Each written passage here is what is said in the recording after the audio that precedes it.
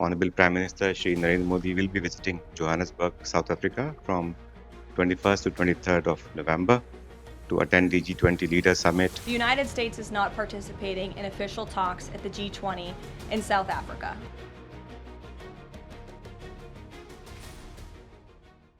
It's the world's premier gathering of global leaders, but one major player is missing. While the US has indicated that it might pull out, India is heading in, signaling a shift in who holds the table in global diplomacy.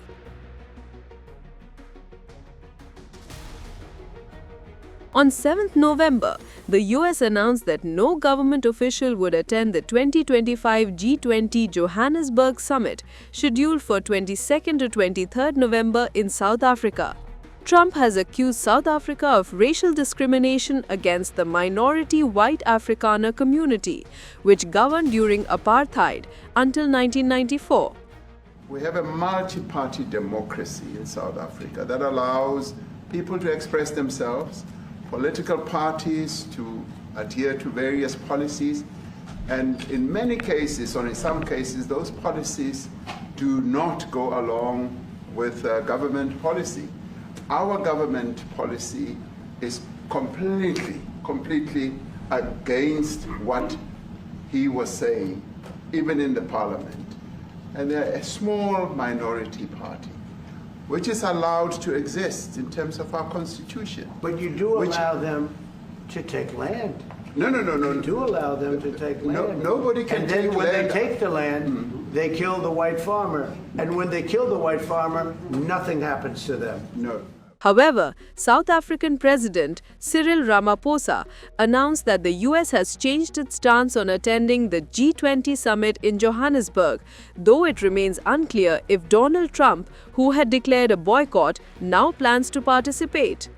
We have received notice from the United States, a notice which we are still in discussions with them over, about a change of mind about participating in one shape, form, or other in the summit. So the discussions are still ongoing. This comes really at the late hour before the summit begins.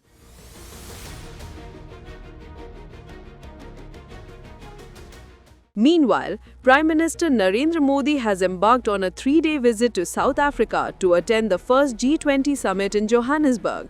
In a social media post, Modi said, "This is a particularly special summit." India's commitment was reaffirmed in a special MEA briefing on 20th November, emphasizing that the G20 remains a vital platform and India will engage fully. As you are aware, the G20 has emerged as a premium forum for international economic cooperation, as well as for discussing matters of global significance. The G20 provides an excellent opportunity for the leaders of these large economies and emerging economies, representing over 85% of global GDP and around 3/4 of the world population, to come together and discuss important issues impacting the world.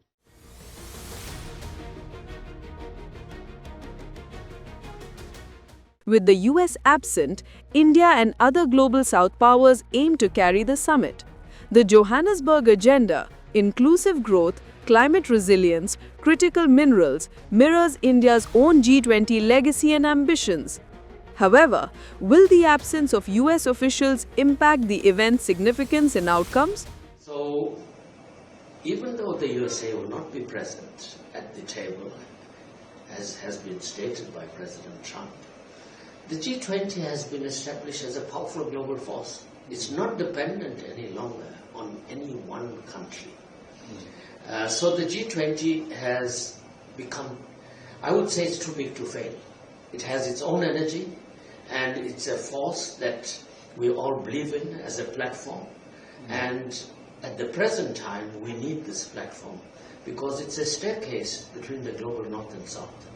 And given the challenges we have within the United Nations system and within the multilateral domain as a whole, the G20 becomes even increasingly relevant in being the vehicle that can adequately and collectively address the challenges. A G20 without America, but with India present, the message is clear. When one power steps aside, another steps forward. How India uses this moment could reshape its standing and the G20's direction for years to come.